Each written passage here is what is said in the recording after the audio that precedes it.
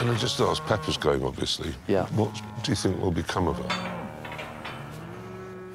I wouldn't ask too many questions about Pepper.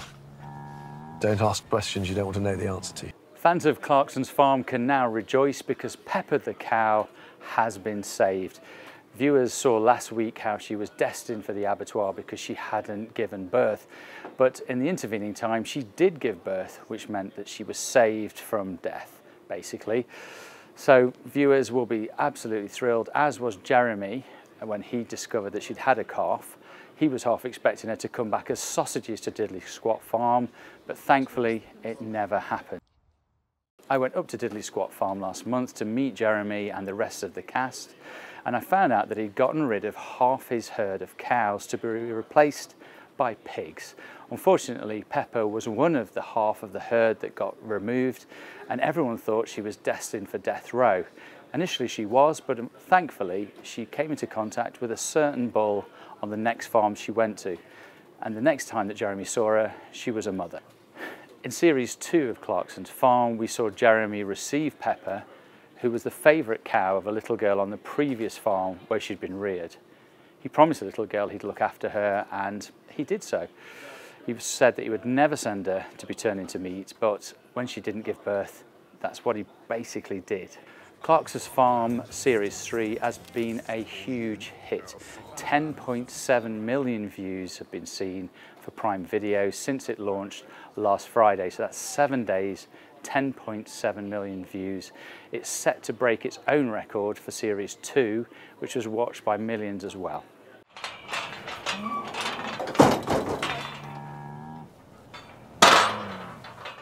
Jeremy sent Pepper and the rest of the herd members away because the restaurant that they planned to open was quickly closed by the council.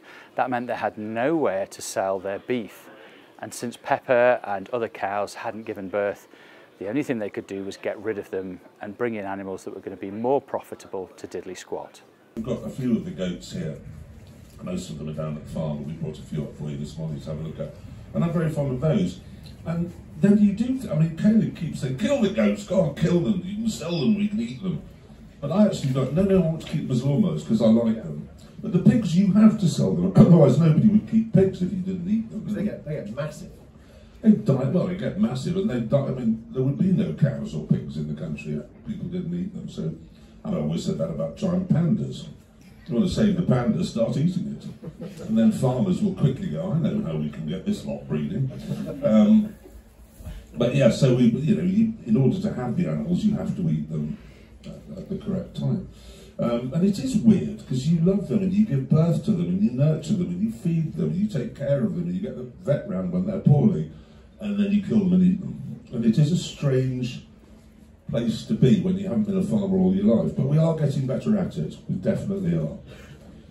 And as a viewer, like I've loved the show right from the off. There's like obviously hundreds of millions of people have as well. How much of it is planned? Are there times when you have to stop filming when you go and fetch Charlie to come and give you a bollocking?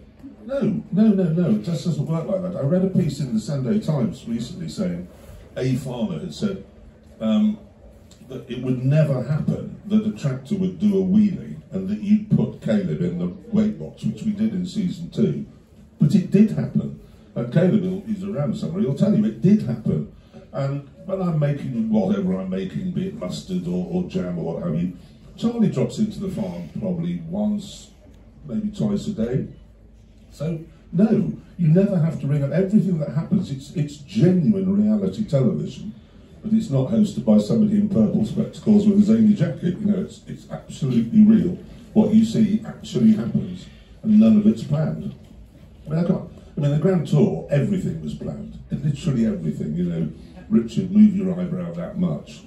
Nothing is planned on this. Nothing. I have no script, and every single day when we meet to do filming, every day. We'll have a vague idea of what we need to do, like I need to re-drill this field. We're doing season 4 now. So I need to re-drill that field because I did it wrong the first time, and I need to do this and I need to do that. So we'll meet on, actually tomorrow, to do that. And I can guarantee we'll end up doing something completely different because the weather will have changed or some fence will have fallen down or whatever it might be. And you never ever know what you're going to do in farming. Never. Must be terrifying as a programme maker. Well, not really. So long as you get content, it doesn't really matter what it is. Yeah. I mean, look, you guys, you'll probably be at the launch of a scent or a scarf tomorrow, and it's, you know, it's still content. Instead of cows, Jeremy brought in pigs, but sadly, that wasn't much more successful. When the piglets were born, half of them were crushed or died because they were so weak. Jeremy talked about just how upset he and his partner Lisa were when the pigs died at a launch of Series 3 of Clarkson's Farm last month. It's a very emotional season. Yeah, it is. We get to see the softer side of them as well. Was that intentional, or was it a reluctant tug? No, no, you don't say, let's buy some pigs and hope they die.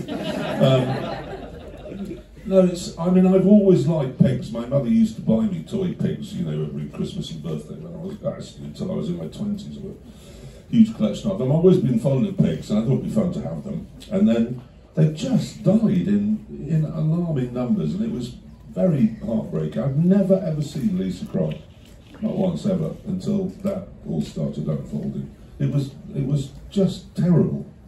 I mean, they still die, but we're getting more used to it now. We're a bit more, you know, Robust. Yeah, robust. I was trying to think of a word that wouldn't get me in trouble, you know what I mean? Anyway, but yes, we're a bit stronger at dealing with it now. But it was a very heartbreaking time there. When was it? Last March, yeah.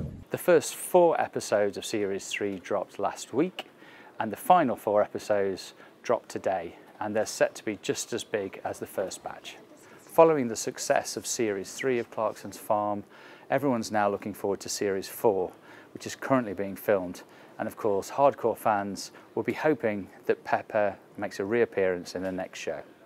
You must sit down in the evening and just count your blessings, really. This like amazing show. You know, it really is one of the best shows on TV, and it feels quite effortless, even though I'm sure it's not effortless at all. So it is, because I don't have to pretend to be someone else. But that's what I mean. It's just like it's an absolute. See, the Grand Tour, and Richard Hammond isn't as stupid as it's made out, and I'm not as bombastic as he's made out, and James May isn't quite as boring as he's made out.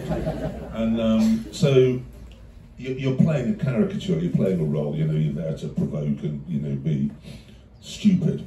Here, we haven't got any of that, so we're just ourselves. You know, we are just, you get up and you just have to be yourself, which is incredibly relaxing, and in that regard, it is effortless. I mean, farming's not effortless, make no mistake, but the television side of it is a piece of cake, because I don't have to think, well, I better say something idiotic now. You just get on and do you do that anyway, don't you? Hello, goats. If they start escaping, Oh! Me!